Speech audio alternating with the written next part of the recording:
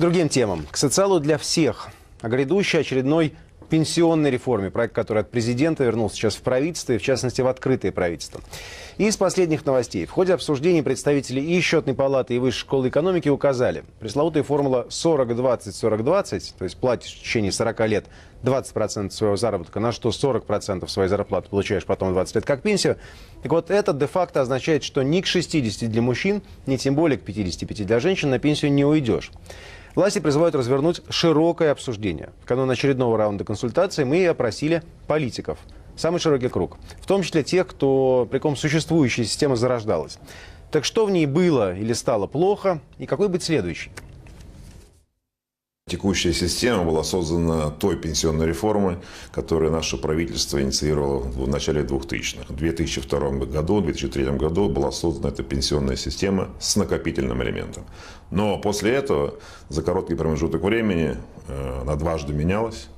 И фактически сегодня эта система разрушена. Сегодня, я бы сказал, не существует стройной пенсионной системы в Российской Федерации. Поэтому проблемы, которые вылезают, они очевидно должны были вылезти, сегодня наконец-то властями осознаются, и есть призывы сделать новую систему. Пока мы видим движение не очень интенсивной в этом направлении, дискуссии широкой нет, поскольку сроки, которые обозначены руководством страны, не предполагают широкие дискуссии. Это, к сожалению.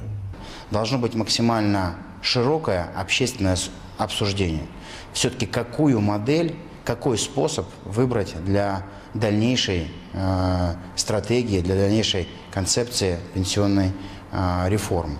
И есть сторонники увеличения стажа, есть те, кто говорит о важности накопительной части пенсии, кто-то ее критикует.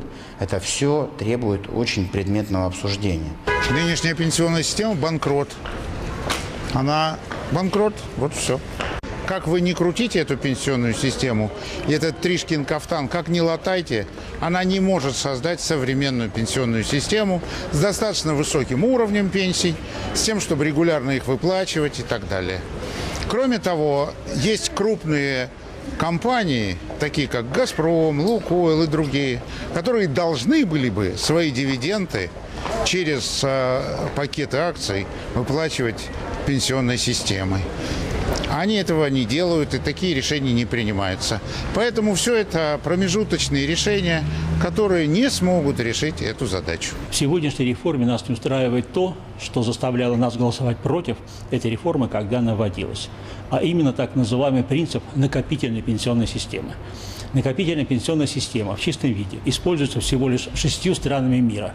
Казахстаном и еще 5 латиноамериканскими государствами. Наверное, России негоже становиться 7-й в этом строю. Во всем мире либо смешанная система, либо распределительная система.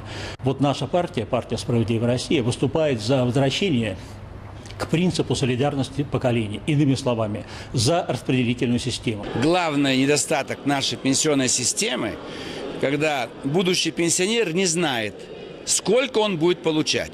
Я много лет изучал все пенсионные системы всей Европы. Там все четко известно. Вот ты начал работать, тебе 20 лет. Проработал 40 лет стаж, тебе 60 или 65. Ты уходишь на пенсию. И ты влияешь сам на пенсию. Ты даешь указания твоему работодателю, сколько переводить и в какую пенсионную кассу. То есть там сеть пенсионных касс по профессиям. Шахтеры, учителя, врачи, геологи и так далее. И ты имеешь право стать пенсионером любой пенсионной кассы. Ты можешь получать 2 пенсии, 3 пенсии, 4. У нас крепостное право до сих пор еще. Только одна пенсия. Из одного государственного фонда. Комплексная задача не как профинансировать существующую дырявую пенсионную систему, а комплексная задача – это определить, какие главные цели пенсионной системы. А потом уже искать финансирование, источники финансирования этой системы. Плюс к этому нужно сказать, что у нас не задействованы такие элементы, как, скажем, некоторые государственные активы, которые могли бы служить, именно доходы от этих активов могли бы служить как финансирование пенсионной системы. Не только социальный налог, или теперь это страховые взносы, но и государственные активы. А вряд ли кто-то сейчас в нашей стране и не только скажет, какова идеальная. Потому что только время может показать, насколько успешна та или иная пенсионная стратегия.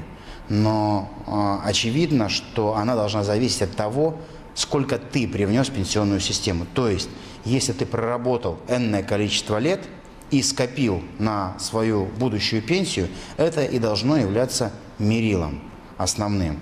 И вот такую модель мы считаем наиболее приемлемой и справедливой. То есть будущая пенсия зависит от того, как ты работаешь, сколько ты работаешь и какова твоя реальная заработная плата, а значит отчисление в пенсионную систему. Изменим экономическую систему России, получим нормальную современную пенсионную систему. Не изменим, не будет в России среднего, малого бизнеса, не будут большие госкомпании под контролем. Будет продолжаться разворовывание и коррупция, будет сохраняться полукриминальная база этой системы. Значит, все останется как есть. Просто, коль скоро пенсии – это не социальная подачка, это обязанность и благодарность государства тем, кто уже все отработал за многолетний и добросовестный труд, значит, можно просто в бюджете ввести строку, собирать взносы и выплачивать пенсии, исходя из принципа очень простого. Пенсия должна зависеть только от двух параметров. Это стаж, и чем больше человек работал, тем больше он должен получать, и пенсия должна составлять не менее 60% от заработка человека. Сейчас это составляющая примерно 24%. Так называемый коэффициент замещения. Это принципы, по которым должна строиться пенсионная система в нашей стране. Надо ее сделать, убрать крепостнические элементы, чтобы она была понятная, доступная, и чтобы человек знал, что надо начинать работать как минимум с 20 лет, и что через 45 лет ты получишь полную пенсию, она будет, допустим, составлять 50% твоего среднего заработка, или 60, или 70. Но во Франции это не увязывается с заработком. Это увязывается с количеством пенсионных платежей. Ты, может быть, 20% переводил туда на пенсию. Вот одинокие люди там платят пенсионные платежи сами в несколько касс. Он знает, что некому за ним ухаживать, содержать его. То он получает 3-4 пенсии, живет как король, все у него обеспечено. А у нас человек, одна пенсия, неизвестно сколько начислят тебе, и в случае твоей смерти тебе ничего не положено. Надо вот сделать ее более свободной.